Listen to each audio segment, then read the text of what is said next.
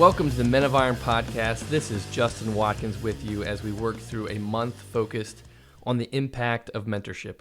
We started with how high the stakes are for you in your immediate culture and that your culture, those relationships and influence that you have, how that culture needs your purpose. Last episode, we looked at how your purpose needs to be sharpened.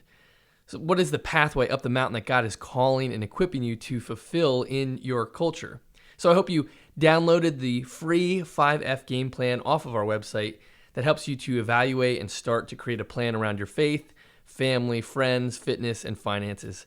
Sticking to a regular routine of prayerful, honest evaluation and adjustment towards those goals is really important if we're going to see progress up that mountain to get to the top. And you've probably heard some of the research that is done around goal setting, and one of the more prominent, popular studies was done by this professor, Gail Matthews, and one of the things that he found was that people who actually write down their goals are 20% more successful in accomplishing them.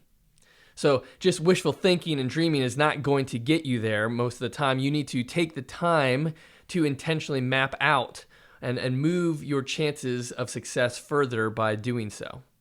But that same study found that those who set actionable tasks, those are goals that are SMART, right? Specific, measurable, achievable, relevant, time-bound.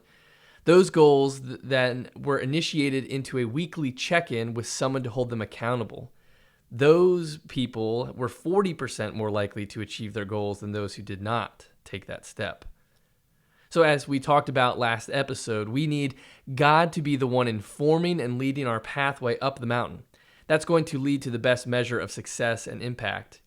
Today, your takeaway is this: you need your purpose and plan sharpened by others around you. So your culture needs your purpose needs a plan, and that purpose needs to be sharpened. And this is where I'm going to land on us for our foundational verse. It's Proverbs 27:17. We referenced it before. As iron sharpens iron, so one man sharpens another.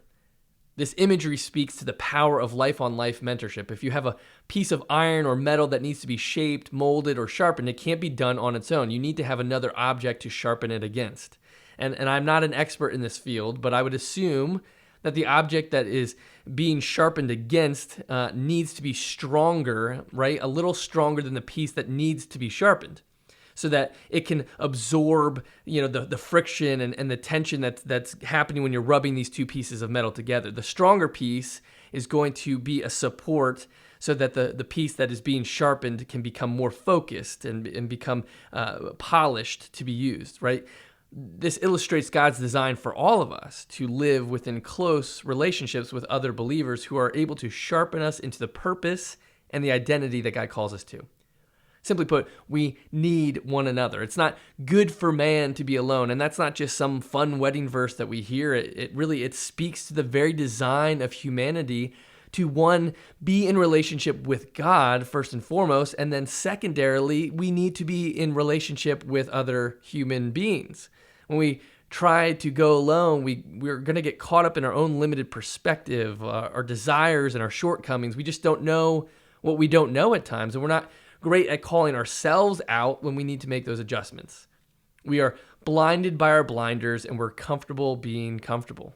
We need others around us asking the hard questions, sharing their own experiences of failure and success that we can learn from. We need someone to hold us to the truth and commitments that we're called to. And we need someone to encourage us, lift us up, remind us of the promises of God when we get discouraged or lost on the path.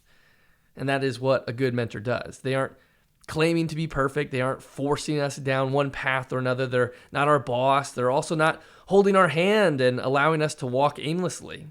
Mentors serve as a guide and a journeyman who has gone behind and in front of us and has learned, and they can be a source of wisdom and support. They act as a hammer when we need to get set straight and a pillow to land on when we start to fall. So here's another verse from the same chapter of Proverbs 27, a few verses back from verse 17. In verse 6, it says this about honest accountability. Trustworthy are the wounds from a friend, but the kisses of an enemy are deceitful. So here's the thing. We all would rather just be told that we're good and perfect and everyone loves us all the time, right? We'd like to at least think that. But the truth is, we're not always good and perfect, and we make mistakes. We intentionally choose what is wrong and selfish at times. And so we need relationships in our lives that are not going to just tell us what we want to hear, but what we need to hear. True love isn't giving you permission to be the worst of yourself. True love is being on mission to help you be the best of yourself. And that requires a balance of grace and forgiveness paired with truth and accountability. The kisses of an enemy are deceitful, right? You don't want guys in your corner who will only tell you yes and prop you up with no regard for the end goal and consequences of what you're working through. What kind of help is that to you if you are actually doing the wrong thing and moving away from the purpose and direction the Lord wants for you in your life? It might make you feel good in the moment, but it's ultimately drawing you away from becoming the kind of man that you're called to be. Wounds from a friend are trustworthy. That phrase isn't talking about someone intentionally hurting your feelings or being a jerk. The phrase is a contrast to the deceitful facade of a fake friend who's really not committed to your best. Those wounds from a friend is a reference to hearing the sometimes hard but necessary truth and accountability in our lives. That maybe our behavior, attitude, decisions, or direction isn't right in line with what God has for our pathway and what glorifies Him in our mountain climb.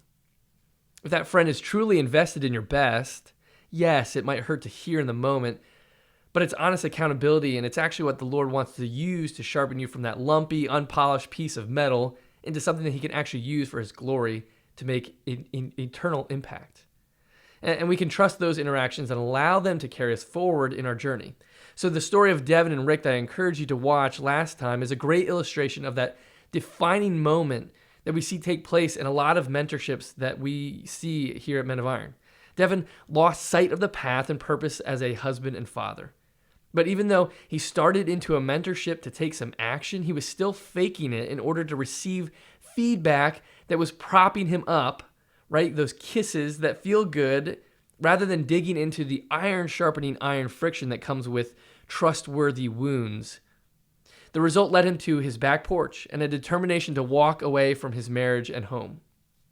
And that's when, thankfully, God spoke in a quiet but clear voice to his soul. God asked Devin in that moment, "Are you done? Are you done trying to do this on your own?"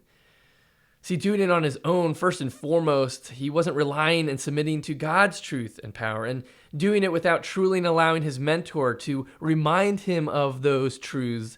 And for the first time, Devin allowed that process to work, and it began to melt away his self-preservation, and his guarded vulnerability and the broken parts of his life that he was not allowing to be worked on.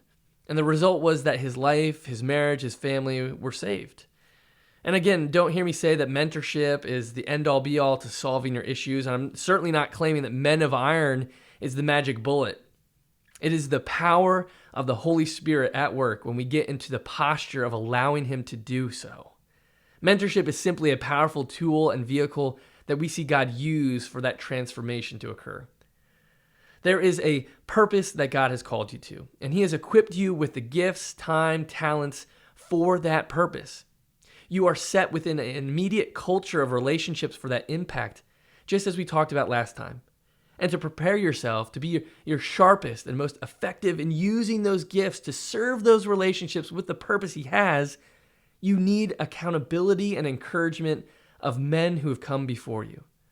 And if you're listening to this podcast in the central Pennsylvania area before the middle of April of 2023, I'd like to invite you to be an audience of what God is doing in the lives of men who are putting this verse into practice. It is our annual 2717 dinner, and the message of the night is what we're talking about this month. That mentorship is simpler than you think, but more impactful than you can imagine. We're gathering a large group to hear stories of impact on Wednesday, April 19th, here in Manheim, Pennsylvania. We'd love for you to be there. Go to menofiron.org /dinner to get tickets and bring your spouse, bring a friend, bring a group from your church. It's a great opportunity to see what God is doing through mentorship. And you know what? If you're past that date, if you missed it this time around, or you live on the other side of the country, be sure to like, subscribe, and share this podcast. And join me next time for one final thought on the impact of mentorship. And thank you for helping us change a culture one man at a time.